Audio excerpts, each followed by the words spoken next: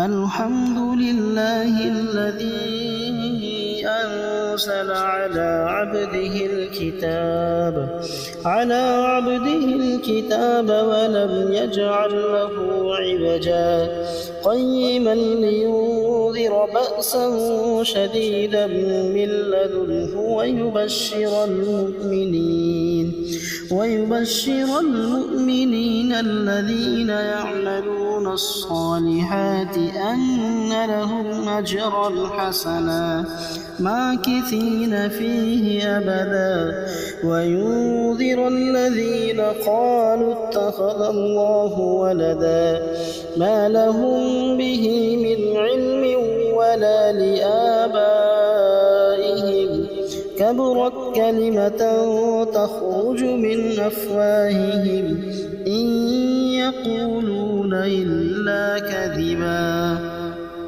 فلعلك باخع نفسك على آثارهم إن لم يؤمنوا بهذا الحديث أسفا إنا جعلنا ما على الأرض زينة لها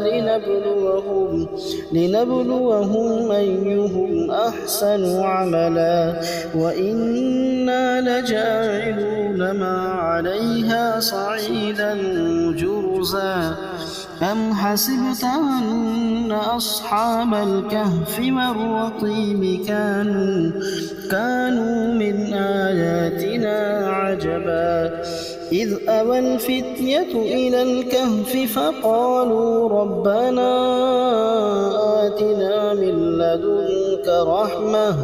وهيئ لنا من أمرنا رشدا فضربنا على آذانهم في الكهف سنين عددا ثم بعثناهم لنعلم أي الحزبين أحصى لما لبثوا أمدا نحن نقص عليك نبأهم بالحق إنهم فتية آمنوا بربهم وزدناهم هدى وربطنا على قلوبهم إذ قاموا فقالوا ربنا رب السماوات والأرض لن ندعو من دونه إلها لقد قلنا إذا شططا هؤلاء قوم اتخذوا من دونه آلهة لولا يأتون عليهم بسلطان بين فمن أظلم ممن افترى على الله كذبا وإذ اعتزلتموهم وما يعبدون إلا الله فأووا إلى الكهف ينشر لكم ربكم من رحمته ويهيئ لكم من أمركم مرفقا وترى الشمس إذا طلعت تزاور عن كهفهم ذات اليمين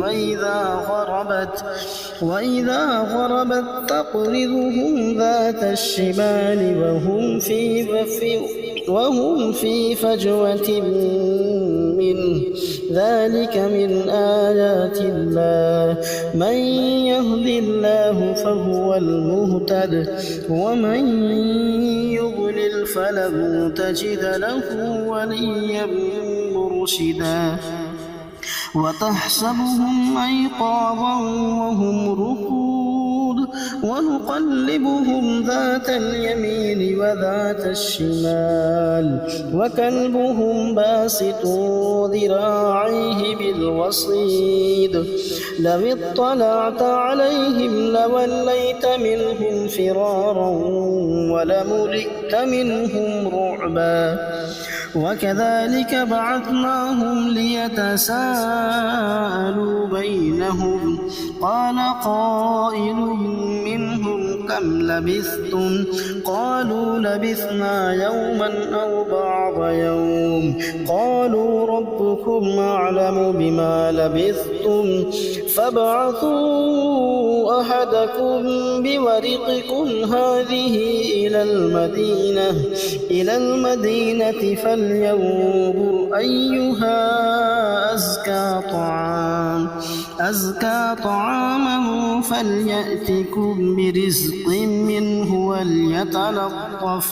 وليتلطف ولا يشعرن بكم أحدا إنهم يظهروا عليكم يرجموكم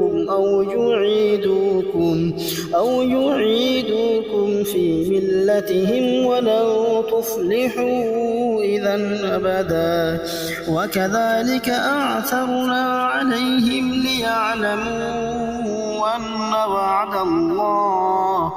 أن وعد الله حق وأن الساعة لا ريب فيها إذ يتنازعون بينهم أمرهم فقالوا بنوا عليهم بنيانا ربهم أعلم بهم قال الذين غلبوا على أمرهم لنتخذن عليهم مسجدا سيقولون ثلاثة رابعهم كلبهم ويقولون خمسة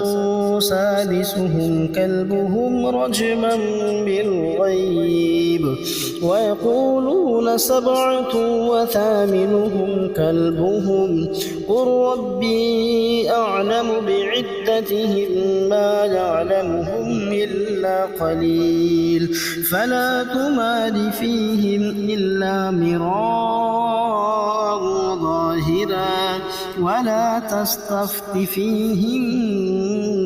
منهم أحدا ولا تقولن لشيء إني فاعل ذلك غدا إلا أن يشاء الله واذكر ربك إذا نسيت وقل عسى أن يهديني ربي ليقرب من هذا رشدا ولبثوا في كهفهم 300 سنين وازدادوا 9 قل الله أعلم بما لبثوا له غيب السماوات والأرض أبصر به وأسمع ما لهم من دونه من ولي ولا يشرك في حكمه أحدا واتل ما أوحي إليك من كتاب ربك لا مبدل لكلماته ولن تجد من دونه ملتحدا واصبر نفسك مع الذين يدعون ربهم بالغداة والعشي يريدون وجهه ولا تعد عيناك عنهم تريد زينة الحياة الدنيا ولا تطع من أغفلنا قلبه عن ذكرنا واتبع هواه وكان أمره فرطا وقل الحق من ربكم فمن شاء فليؤمن ومن شاء فليكفر إنا أعتدنا للظالمين نارا أحاط بهم سرادقها وإن يستغيثوا يغاثوا بماء كالمهل يشوي الوجوه بئس الشراب وساءت مرتفقا إن الذين آمنوا وعملوا الصالحات إنا لا نضيع عشر من أحسن عملا أولئك لهم جنات عدن تجري من تحتها الأنهار يحلون فيها من أسابر من ذهب ويلبسون ثيابا خضرا من سندس واستبرق متكئين فيها على الأرائك نعم الثواب وحسنت مرتفقا واضرب لهم مثلا رجلين جعلنا لأحدهما جنتين من أعناب وحففناهما بنخل وجعلنا بينهما زرعا كلتا الجنتين آتت أكلها ولم تظلم منه شيئا وفجرنا خلالهما نهرا وكان له ثمر فقال لصاحبه وهو يحاوره أنا أكثر منك مالا وأعز نفرا ودخل جنته وهو ظالم لنفسه قال ما أظن أن تبيد هذه أبدا وما أظن الساعة قائمة ولئن رددت إلى ربي لأجدن خيرا منها منقلبا قال له صاحبه وهو يحاوره وكفرت بالذي خلقك من تراب ثم من نطفة ثم سواك رجلا لكن هو الله ربي ولا أشرك بربي أحدا ولولا إذ دخلت جنتك قلت ما شاء الله لا قوة إلا بالله إن ترني أنا أقل منك مالا وولدا فعسى ربي أن يؤتيني خيرا من جنتك ويرسل عليها حسبانا من السماء فتصبح صعيدا زلقا أو يصبح ماؤها غورا فلن تستطيع له طلبا وأحيط بثمره فأصبح يقلب كفيه على ما أنفق فيها وهي خاوية على عروشها ويقول يا ليتني لم أشرك بربي أحدا ولم تكن له فئة ينصرونه من دون الله وما كان منتصرا هنالك الولاية لله الحق هو خير ثوابا وخير عقبا واضرب لهم مثل الحياة الدنيا كماء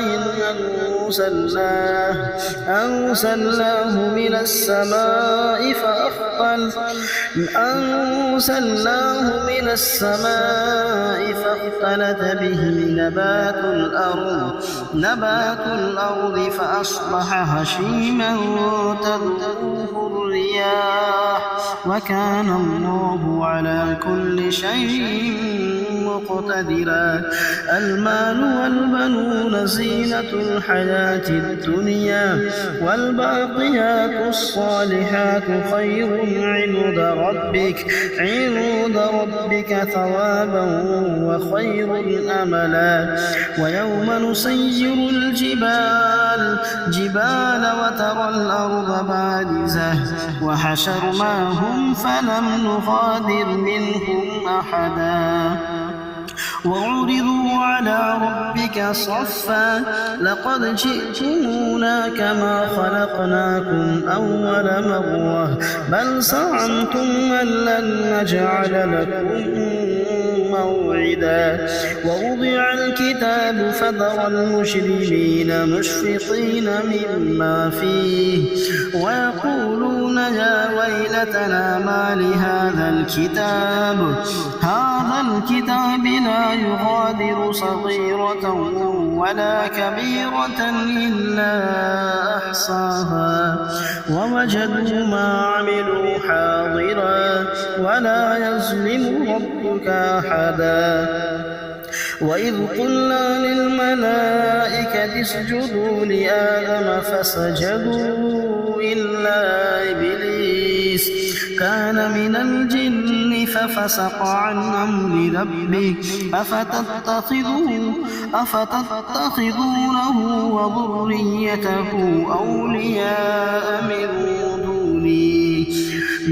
دوني وهم لكم عدو بئس للظالمين بدلا. ما أشهدتهم خلق السماوات والأرض ولا خلق أنفسهم وما كنت متخذ المضلين عضدا. ويوم يقول نادوا شركائي الذين زعمتم فدعوهم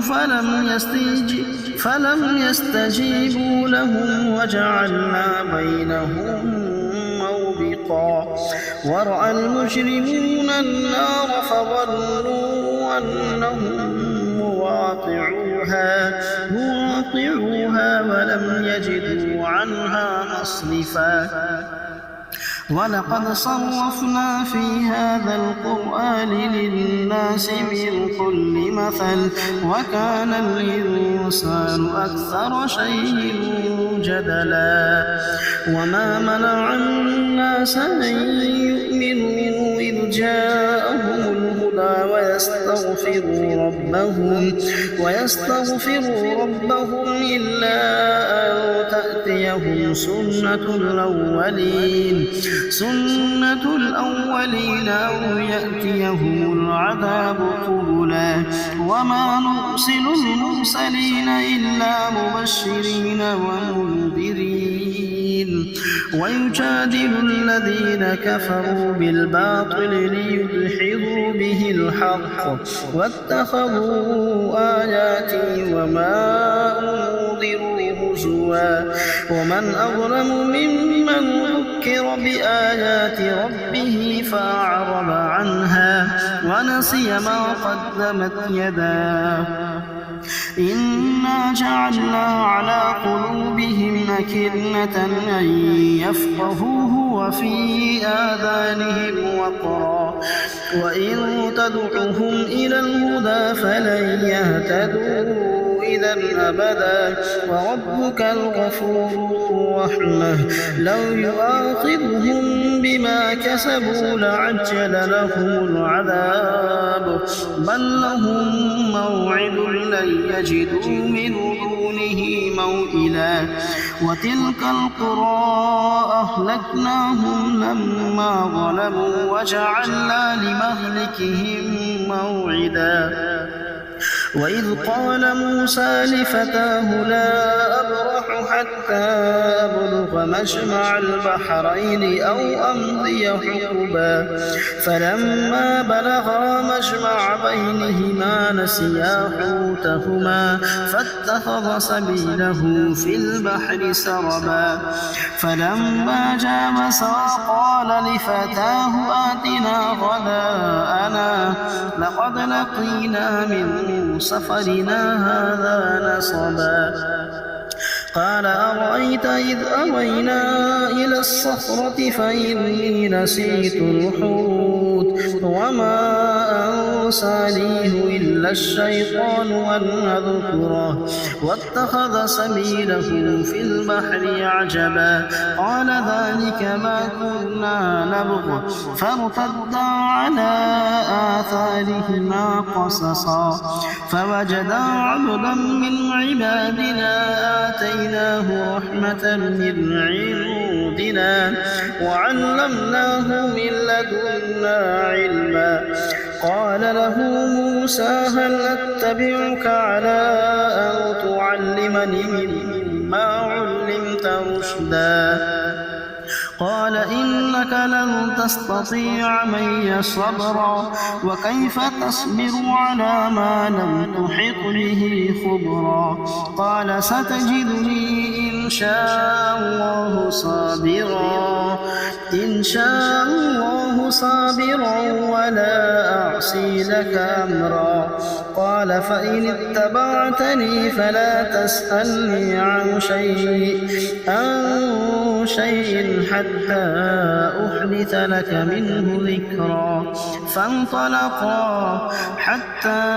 إذا ركبا في السفينة خرقها قال أخرقتها لتغرق أهلها لقد جئت شيئا إمرا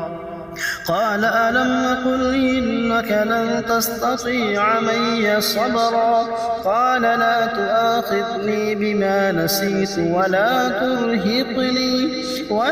ترهقني من أمري عسرا فانطلقا حتى إذا لقيا غلاما فقتله قال أقتلت نفسا زكية بغير نفس لقد جئت شيئا نكرا قال ألم أقل لك إنك لن تستطيع معي صبرا قال إن سألتك عن شيء بعدها فلا تصاحبني قد بلغت من لدني عذرا فانطلقا حتى إذا أتيا أهل قرية استطعما أهلها فأبوا أن يضيفوهما فوجدا فيها جدارا يريد أن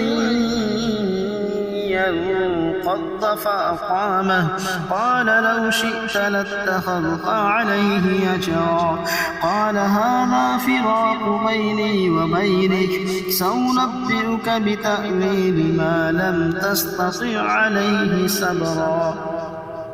أما السفينة فكانت لمساكين يعملون في البحر فأردت أن أعيبها وكان وراءهم ملك يأخذ كل سفينة غصبا وأما الغلام فكان أبواه مؤمنين فخشينا أن يرهقهما طغيانا وكفرا فأردنا أن يبدلهما ربهما خيرا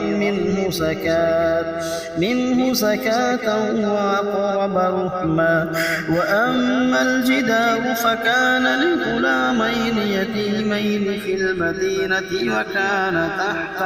وكان تحته كنز لهما وكان أبوهما صالحا فأراد ربك أن يبلغا أشدهما ويستخرجا كنزهما رحمة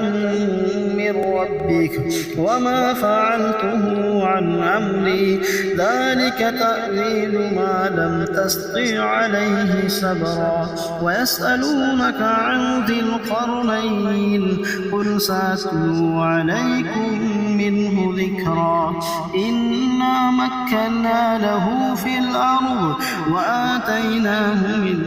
كل شيء سببا فأتبع سببا حتى إذا بلغ مغرب الشمس وجدها تغرب في عين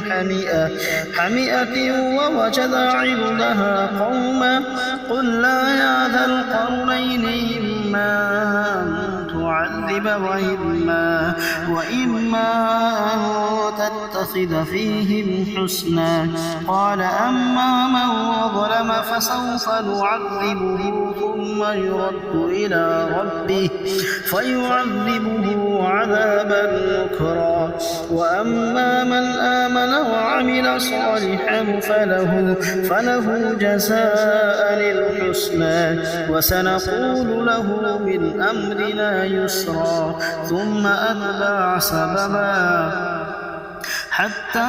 إذا بلغ مطلع الشمس وجدها تطلع على قوم لم نجعل لهم من دونها سترا كذلك وقد أحطنا بما لديه خبرا ثم أتبع سببا حتى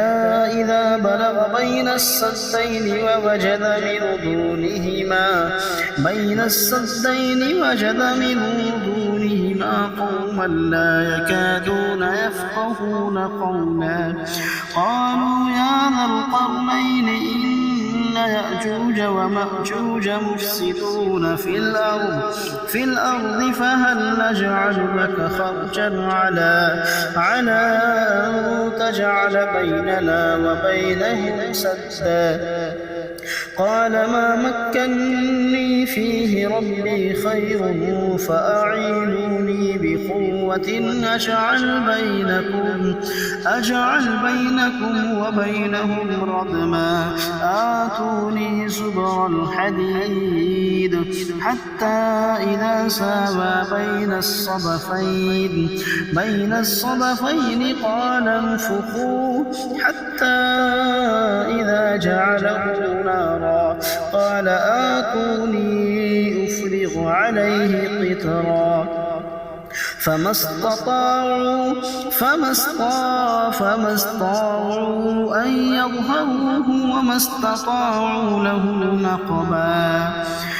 استطاعوا أن يظهروه وما استطاعوا له نقبا قال هذا رحمة من ربي فإذا جاء وعد ربي جعله دكا وكان وعد ربي حقا وتركنا بعضهم يومئذ يموج في بعض ونفخ في الصور فجمعناهم جمعا وعرضنا جهنم يومئذ للكافرين عرضا الذين كانت أعينهم في غطاء عن ذكري وكانوا لا يستطيعون سمعا